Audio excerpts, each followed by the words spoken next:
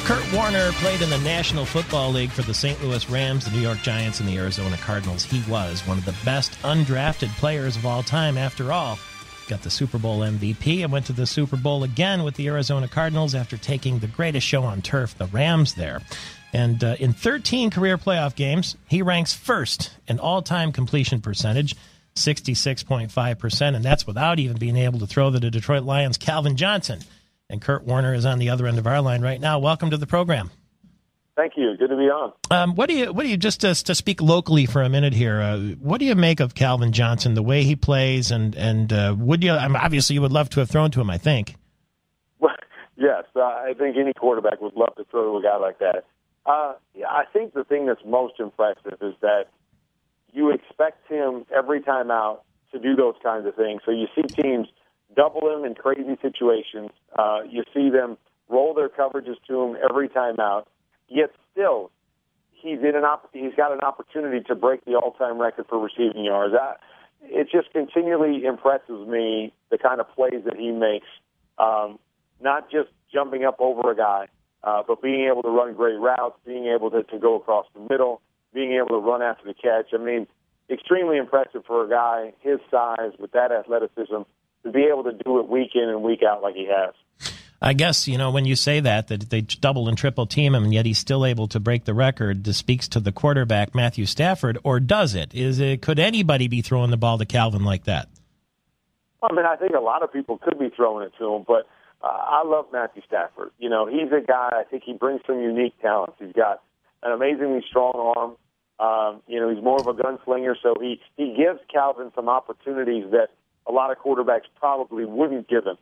Because he's got the ability to throw some balls in windows that most of us wouldn't be able to throw. So he is unique, but I think the reason that they're having success is because they're playing together and because of the mentality that they have with one another. And, so I'd like to think that any of us could go in and throw to him, but I think you need a unique skill set based on the way teams play him to allow him to have that kind of success. And we just wish the success would come in wins instead of records and yardage, of course. Yeah. But, I guess it's Detroit after all.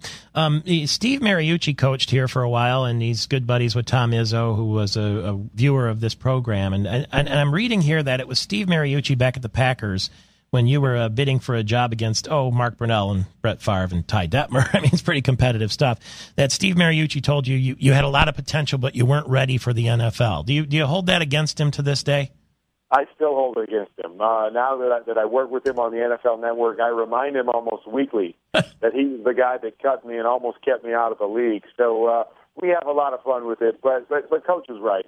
When I went to Green Bay, whether it was because of the great competition there or whether that I didn't play a lot in college, I wasn't prepared to be the NFL quarterback that I ended up being at that particular time. So, of course, I don't hold it against him. It's part of the business that you're not going to get a lot of opportunities. You have to make the most of them.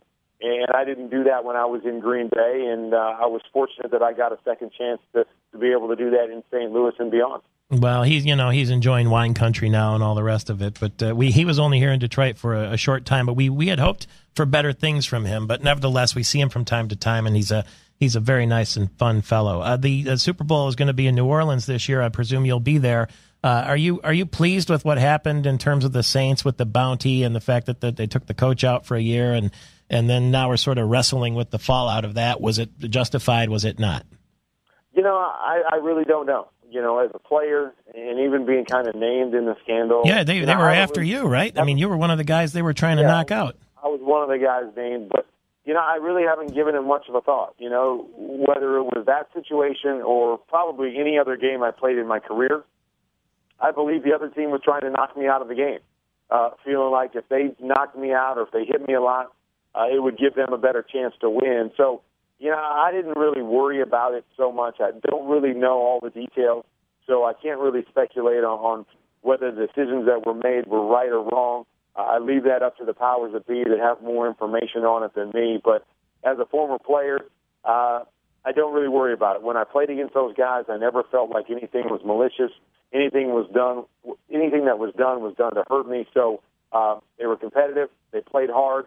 I enjoyed playing against them, and I kind of leave it at that.